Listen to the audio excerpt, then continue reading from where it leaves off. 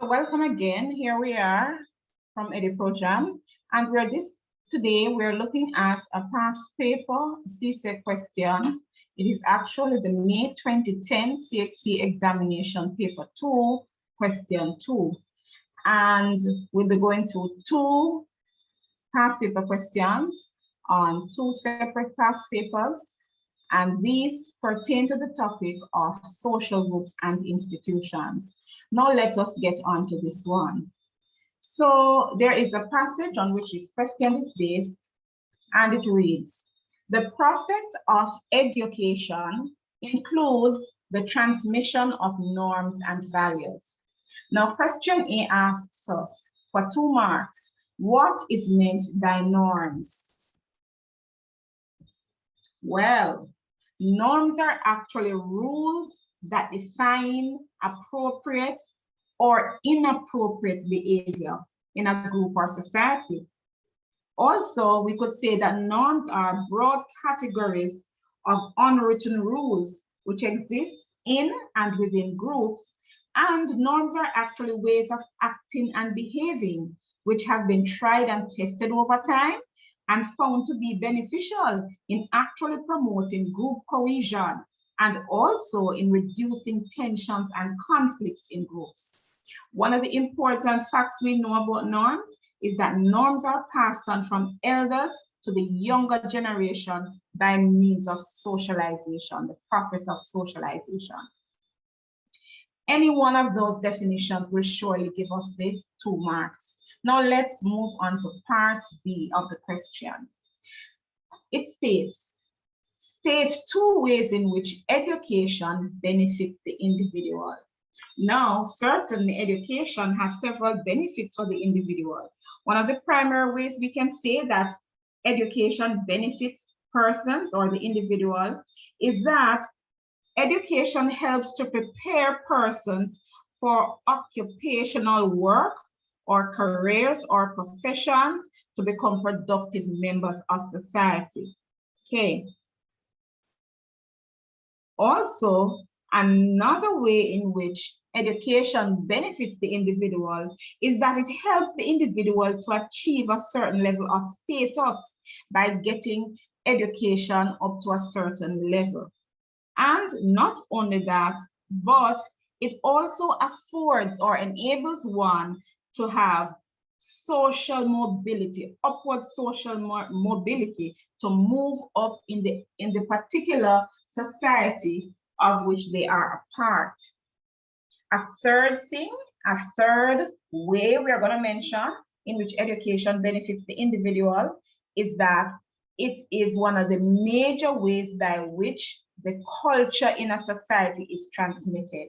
Okay, so there we have about 3 reasons. Any 2 of these will certainly help us get the marks for part B. Let's go to part C of the question. This value is 4 marks, and it actually asks us to choose 2 areas of the school curriculum and explain 1 way in which each area equips young people with skills to deal with the rapid changes in today's society. Now, one of the areas of the school curriculum that could be identified is actually the vocational skills area that is offered in schools, mainly in secondary schools. And so one of the things we know is that learning vocation or skills in practical subject areas, and we can give a few examples of these, in electrical technology, maybe in construction technology, in home economics, we're talking about clothing and textiles, we're talking about food and nutrition, we're talking about in the practical business subject areas.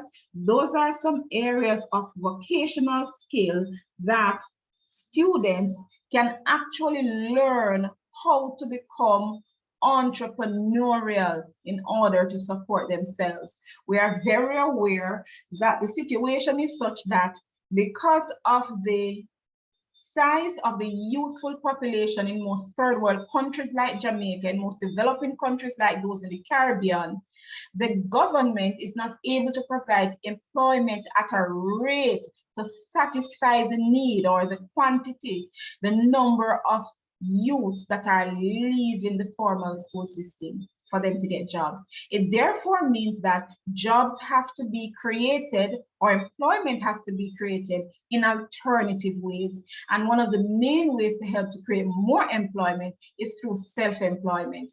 So therefore, if individuals learn skills in school, especially at the secondary level, and perhaps at the post-secondary level, like through educational institutions such as ART NTA, they can equip themselves to practice these skills and use them as a way to earn income via self-employment or entrepreneurship. So that is one of the main areas of the school curriculum, which can really be used to equip young people with the skills they need to deal with these rapid changes in today's society. Another area that can be mentioned is actually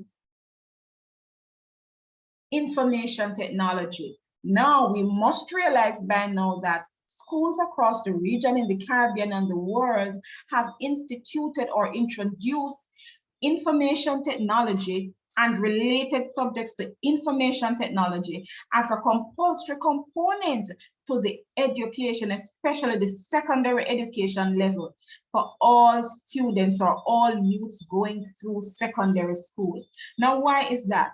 Technology in our world is changing, is rapidly improving, and every sector of life, especially where careers and work is involved, involves technology, the use of technology. It therefore means that young people, total populations need to be educated about technology in this regard, use of information technology and devices and so on that are related to information technology.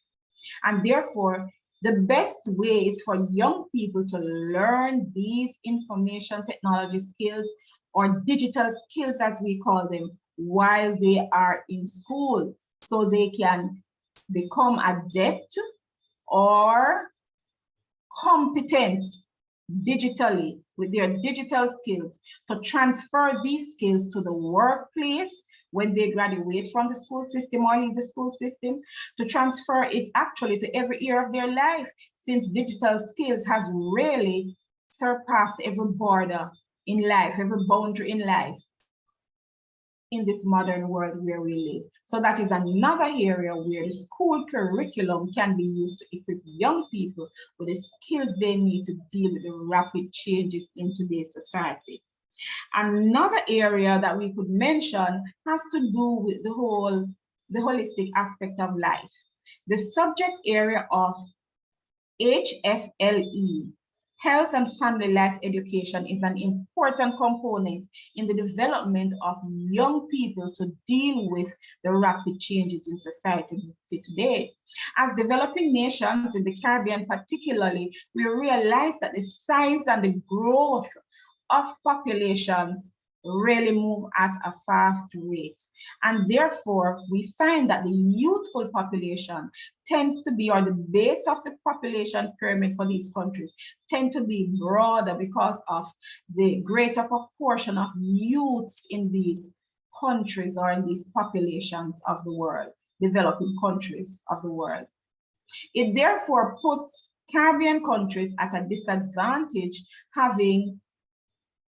being either overpopulated or having a disproportionate amount of young people to older and working age population people in the society, in the population. It therefore means certain life skills need to be taught and learned and developed for young people to adapt to carry on life productively.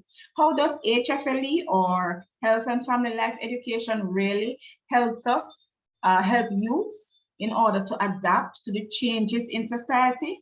We realize that certain aspects of life need to be taught and learned. Parenting, family planning, sex education matters in order to keep down the fertility rate, in order to help youths to realize the importance of developing themselves academically, vocationally, secularly, to be able to contribute to the progress of the nation economically, while at the same time be able to ably support themselves by being gainfully employed, using the skills and the education that they have gotten in order to work in jobs that will help to support them and their families, and indeed support a nation, because we know the government, the country has to extract taxes from workers in the country. Young people who have left school, they are young adults still, but becoming a part of the working population would mean that they too would need to contribute by way of taxes in order to maintain the balance or equilibrium for the government to be able to fund or afford to support the population in terms of providing the basic needs for the population by way of using the revenue, the funds collected through taxes and otherwise by the country, by the government, to actually support the population, including the young people. So those are 3 areas mentioned. Any 2 of them properly expressed and explained can certainly give you the 4 marks. Let's go down to part B. Here we are asked to part D, which values 6 marks. Here we're asked to suggest to the government in the country where we live 3 strategies that it may adopt to make education more readily available to all sections of the populations. Well, several things can be done in this regard. One of the recommendations could be that the government actually work at ensuring that there is a private sector, public sector collaboration or coalition. Private sector has a lot to offer in assisting the nation's children or youth in obtaining an education, and even adults too, because we have continuing education, so that all members of society will at some stage in their life, whether as youths or adults, still be receiving education and training. All right, so the partnership, the private-public sector partnership, can do a lot to ease the strain on the government itself in providing, in having the resources, drawing or finding the resources to make education more readily available to all sections of society. What are some of the things that private sector can join government in doing? Well, we have, for example, some of the industries like, the hotel industries. In some areas, we know that they supply food to the school feeding programs in some schools, all right, to sports teams in some schools, and help with the diet of children by virtue of the fact that food, the production of food, not producing it as farmers, but making meals and so on, is a big part of the hotel sector. And so many hotels on the north coast of Jamaica have been involved in this as well. Those are just examples we can use. School feeding programs supported by private sector. Also, we could mention, and this is something that has been happening for quite a while, where scholarships could be given. The government could encourage private sector organizations to give their support to education of the youths, of those at the compulsory stage of education, by allowing them to offer scholarships and give them tax incentives in return for giving certain amount of money or funds towards, dedicating certain funds towards scholarships being made available to the youths to support or to further their education. Another important thing that can be done is the whole aspect of establishing vocational training centers, more of these across the countries of the Caribbean, okay, in areas especially where there are that are not developed or not urbanized currently, so that youth in these areas, especially rural areas, can have a place to go to learn their skills, to get educated, get some training, so that they can be equipped to take on certain jobs or to become entrepreneurs themselves or self-employment or engage in self-employment. But not only the training centers themselves, but also training, skills training programs offered at these training centers. And not only the training centers, because we know it takes funds to establish these structures, these training centers, but even in the schools, more programs geared towards skill development can be implemented in our secondary high schools, for example. Okay, and currently we realize that we have quite a bit of that. There's a trend toward that even in Jamaica now, where we had the CAP skills training program in schools for many years, where students having left or completed school up to the 11th grade would continue their education, especially studying the skill areas at the grade 12 and 13th level in order to get a skill, learn a skill, get training in a skill, and also to be certified in that skill area as competent, so that they can carry on and be gainfully employed in the future, having gained those skills and certification. Okay, so those are some of the areas or the actual actions that can be taken, strategies that can be implemented to actually make education more readily available to all sections of the society. Okay. Another one that just came to mind I'll mention is the whole aspect of making education compulsory up to a certain level and the government subsidizing that education for those at the primary school levels and at the secondary school levels. Now, in subsidizing, we know that the government would put up a stake in for a portion of the tuition that would be required to be covered for students. And certainly, how can this be funded? This can be funded by ensuring that certain taxes are tied to education. And those taxes could be routed into the education sector for the purpose of improving education and developing education for the youths or young people in the country, all right? And citizens as well, who are involved in continued education, okay. Now we may move to the final part of the question to explain why each measure you have suggested is likely to be successful.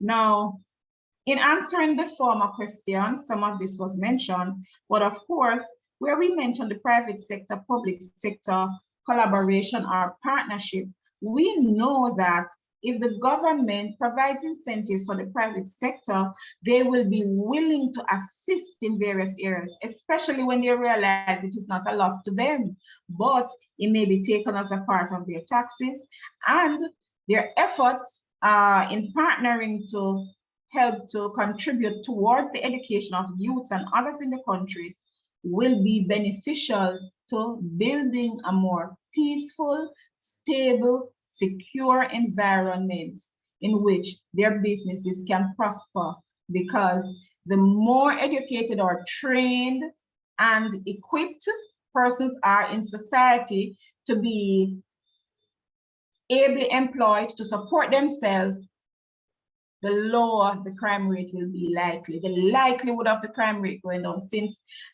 less delinquent activities are encouraged to take people out of poverty. Okay, yes. We could also mention that in terms of the making education compulsory across primary and secondary level and using the taxes to route some taxes be tied to or linked to the education sector, we are aware that if education is made compulsory by the government and tuition is subsidized by the government, then Of course, more parents of children, more families will be able to, it will enable them to send their children to school. Nobody will be excused from school or refused from school by virtue of the fact that the government would make it compulsory and be subsidizing the tuition. So parents would not have to bear, families and parents would not have to bear the entire cost for educating their children, okay? And when we refer to the establishment of training vocational centers, vocational training centers for the youths, and programs, skills training programs through the centers or through other institutions, other educational institutions, of course, the fact that more persons will be able to get training in a skill, again, it would mean that they would become more competent and more ably equipped for employment, okay? Because one of the main causes of unemployment is lack of qualifications and experience, okay? And so if the level of qualification and competence in areas, especially skill areas, it means that more individuals will be employed. The unemployment rate will likely go down. The employment rate, vice versa, will rise. And so again, that would encourage less crime, illegal activities, less delinquency, and we will find that more persons, even the poverty level, not so many persons will be at the poverty level because they'll be able to help themselves and be able to survive and subsist well on their gain by virtue of being gainfully employed, having their skill, and so on. Now that question is complete, you would have picked up your 20 marks from that. Okay. We're going to move along to the very next question.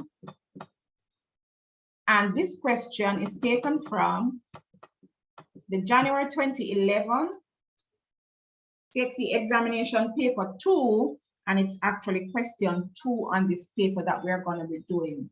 So now we're going to look at, there is a passage there that relates to the question, and it reads, some students attending a number of secondary schools are forming themselves into gangs. A part of the question, valuing 2 marks, outline 2 ways in which the structure of a school gang differs from that of a Boy Scout troop. Okay, now one of the first things we need to identify is how we are going to classify these groups. So a school gang is an informal group. That's one aspect we can say in terms of the structure. It's informal.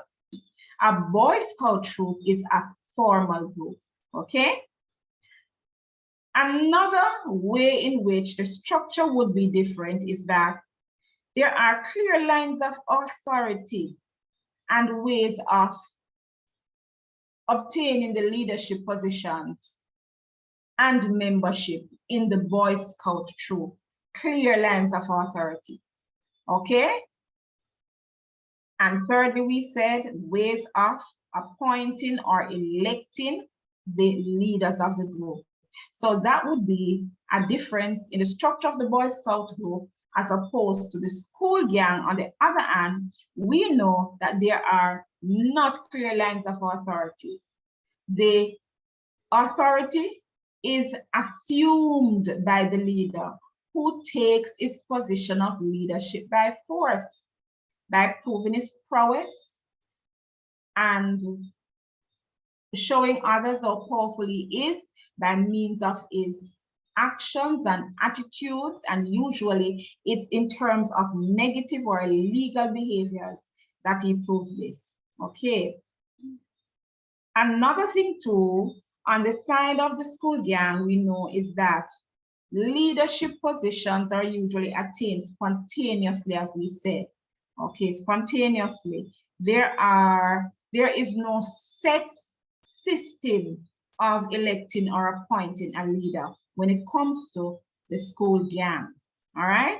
Now from that, we can, oh, there's another thing we could have said in terms of the rules. So we know that the Boy Scout, being a formal organization, certainly would have a constitution which outlines the group's goals, the rights of the members, duties and obligations that the members would have to carry out in order to remain a member of the group or to maintain membership.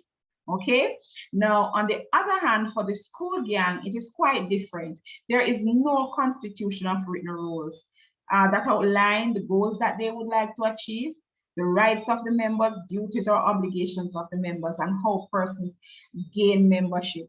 This is all up to the leader of the gang to decide what are the goals to be worked at or attained at any particular time. The rights, duties, and obligations of the members are all designated by the gang leader as well. Okay, so any two of those students would give you the 2 marks. Let's go to part B. We're asked to state 2 factors that may encourage students to become members of a school gang. Now, there are several things we could mention here. Peer pressure is a main factor, or peer influence, we could say.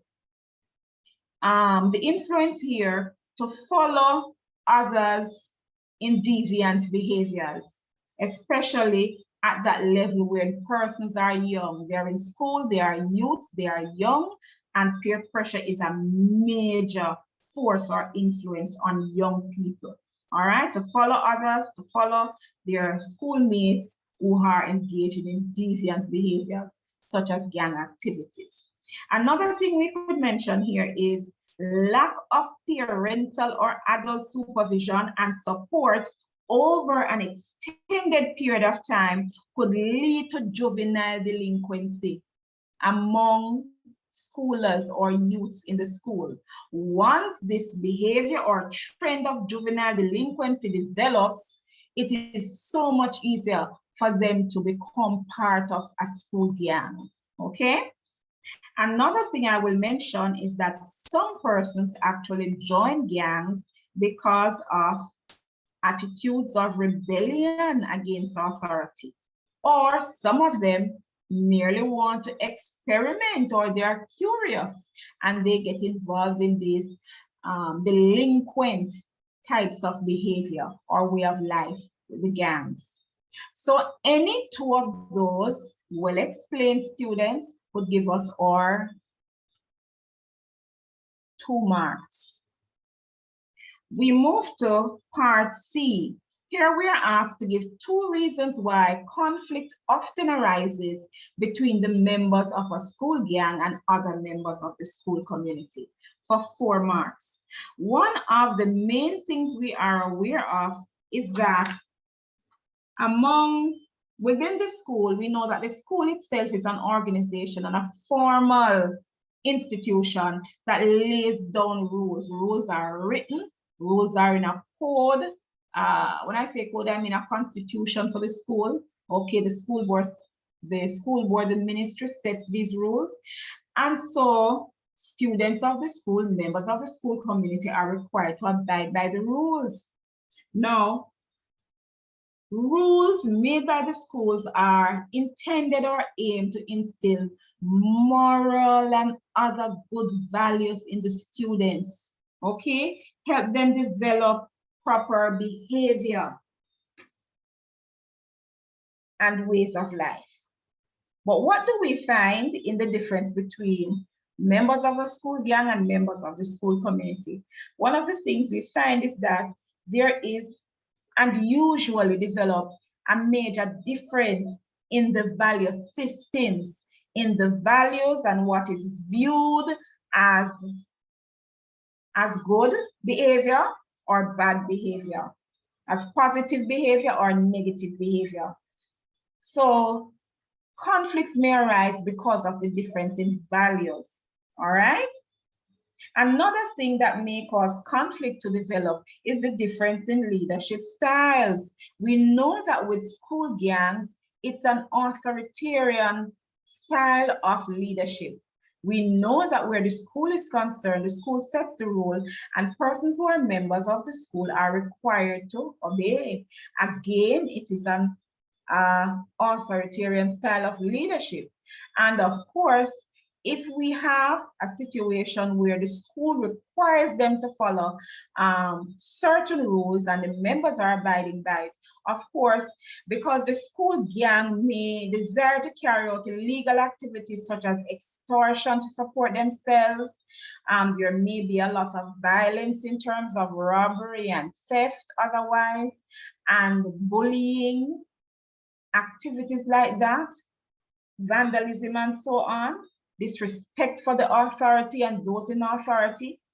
This may really cause conflict between the school community and the school gang. The school gang may believe that they need to prove or secure their own authority and leadership in that community, okay?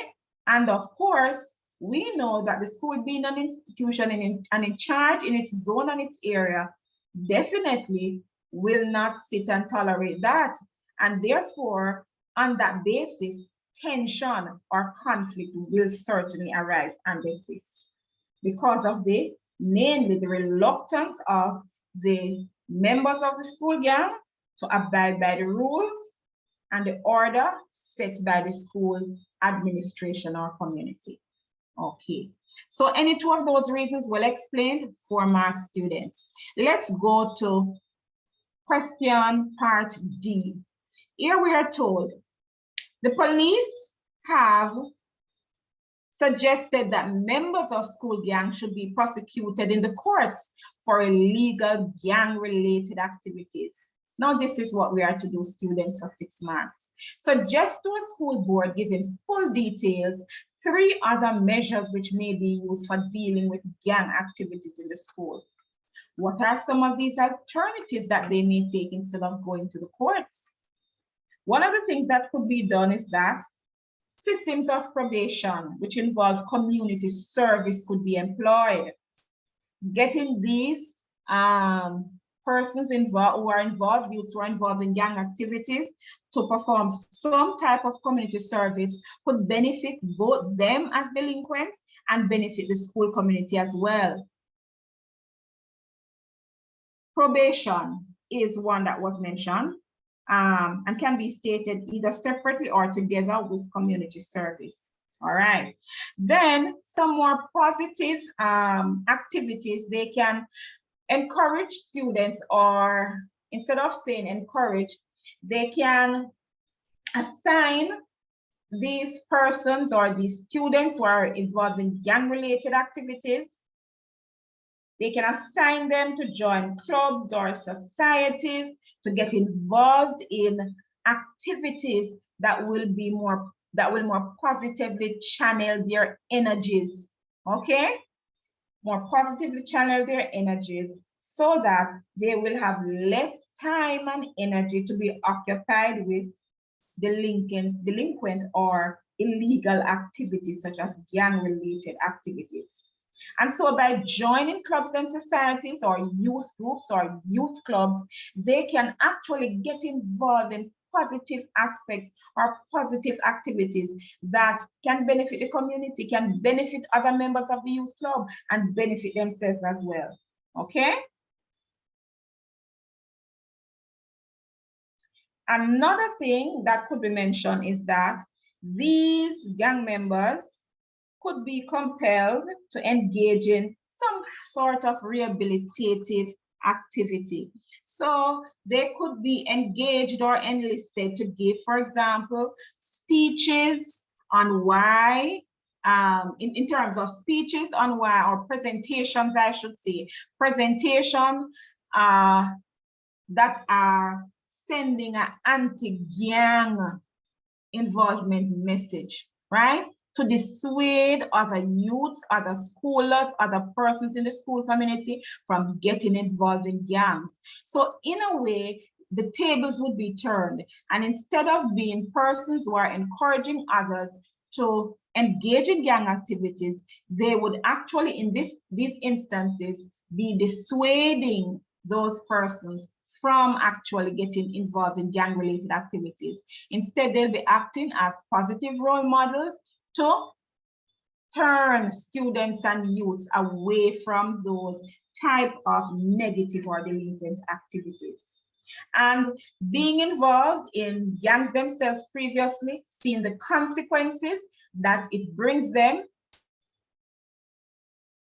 and the penalties that they have to suffer, they are the best examples to give their own experiences to other youths to encourage them not to get involved in gang activities themselves. And so, enveloped in the explanation, the suggestions are the explanation here as to why these measures will work. Okay, so answering these questions using these points can certainly get us the 20 marks for this question.